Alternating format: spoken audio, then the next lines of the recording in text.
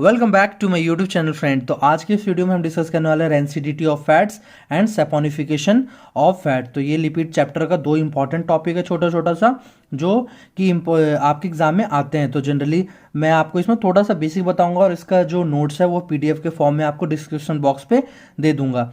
ठीक है, तो आप डिस्क्रिप्शन बॉक्स पे चेक करना, वहाँ आपको लिंक मिलेगा, वहाँ से आप देख सकते हो उसके नोट्स हैंड रिटेन है।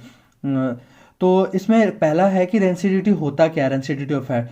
तो जो फैट्स होते हैं, ठीक है, फैट्स में क्या होता है कि ऑक्सीडेशन हो जाता है, जिसके वजह से कि उसमें से अनप्लेजेंट टेस्ट और ऑर्डर होते हैं। मतलब कि जो फैट्स है उसमें क्या हो जाएंगे, ऑक्सीडेशन होता है, या फिर वो ऑक्सीडेशन, या फिर आप समझ सकते हो कि ये कंप्लीट हो या इनकम्प्लीट हो। और hydrolysis of fat when expose to air light moisture resulting in, क्या किस वजह से जो फैट हुआ उसमें ऑक्सीडेशन हो जाए, जिसकी वजह से वो क्या होगा, वो स्मेल खराब करेगा, फॉल स्मेल आएगा, उसमें से अनप्लीजेंट टेस्ट आएगा। ये हम बोलते हैं इसको रेंसिडिटी। अब ये भी फर्दर दो टाइप के होते हैं, हाइड्रोलिटिक और ऑक्सीडेटिव। तो हाइड्रोलिटिक में क्या होता है कि कोई भी फैट है, ठीक है, तो जब हम एक्सपोज करेंगे उसको एयर में, लाइट में, मॉइस्चर किसी में, तो वहाँ माइक्रो ऑर्गेनिज्म का ग्रोथ होगा।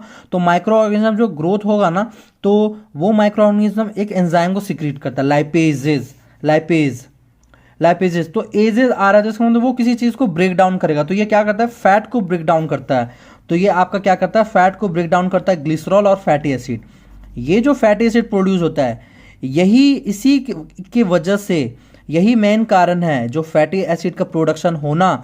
इसके वजह से ही क्या होता है, जो हमारा फैट रहता है उसमें अनप्लीजेंट टेस्ट एंड ऑर्डर होता है। तो फैटी एसिड इम्पार्ट अनप्लीजेंट, तो rancidity is caused with the growth of microorganism with secret enzyme like lipases.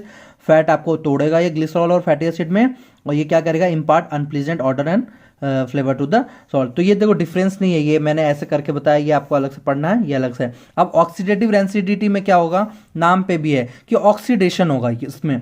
तो oxidation with the help of atmospheric oxygen हो सकता है। ठीक, इसमें क्या होता है कि ये धीरे धीरे होगा, और फाइनली जब फैट का ऑक्सीडेशन हो जाएगा तो ये क्या फॉर्म करेगा, तो short chain of fatty acid और एल्डिहाइड फॉर्म करता है। ये जो फॉर्म करता है, इसके वजह से ही यहाँ पे आपका जो टेस्ट होता है, अनप्लीजेंट टेस्ट मिलता है आपको, और ऑर्डर होता है, अनप्लीजेंट टेस्ट एंड ऑर्डर। अब देखो मेन क्या डिफरेंस हो गया हाइड्रोलाइटिक और रेंसिडिटी में। हाइड्रोलाइटिक में क्या, लाइपेजेस फैट को तोड़ता था ग्लिसरॉल फैटी एसिड में, और ये फैटी एसिड के वजह से ही ये अनप्लीजेंट टेस्ट एंड ऑर्डर मिलता था किसमें, फैट्स में। और यहाँ पे क्या होता था कि स्लोली ऑक्सीडेशन होगा, जिसके वजह से fatty acid, short chain fatty acid और एल्डिहाइड का प्रोडक्शन होगा। ये जो करेगा यही आपको देंगे, gives a rancid taste and order to the fat. Proceed by the free, ये प्रोसीड होता है फ्री रेडिकल मैकेनिज्म मेथड से, और इसमें ऐसा कुछ नहीं होता है। अब वेज टू प्रिवेंट रेंसिडिटी, कैसे कैसे आप प्रिवेंट कर सकते हो, तो आप पढ़ना, आपको समझ में आएगा कि रेफ्रिजरेटर में रख के, using antioxidant, vacuum packaging. Harmful effect क्या क्या हो सकता है, kidney and heart disease, cancer, reproductive failure, loss of offspring, neuro degeneration, ये वगैरह। तो आपके यहाँ पे आई होप कि आपको रेंसिडिटी क्लियर हुआ होगा। अब देखते हैं सैपोनिफिकेशन। तो ये सैपोनिफिकेशन मैं इस वीडियो के आगे अभी फिर बताता हूं। तो अब हम देखते हैं सैपोनिफिकेशन ऑफ फैट में। तो क्या होता है कि सैपोनिफिकेशन ऑफ फैट मतलब क्या है कि फैट्स के रिलेटेड ही है। तो फैट में क्या होता है, इसमें हम हाइड्रोलाइसिस करते हैं विद द हेल्प ऑफ किससे, तो फैट को हम लोग एल्कली के हेल्प से। एल्कली क्या हो सकता है, वो आपका एल्कली या फिर NaOH हो सकता है, KOH हो सकता है, ये सब। इसके बाद जो रिजल्ट हमारा मिलता है, ग्लिसरॉल एंड सोप का प्रोडक्शन होता है। तो इसी को मेन हम बोलते हैं सैपोनिफिकेशन ऑफ फैट। तो पढ़ते हैं क्या, hydrolysis of fat by alkali is called saponification.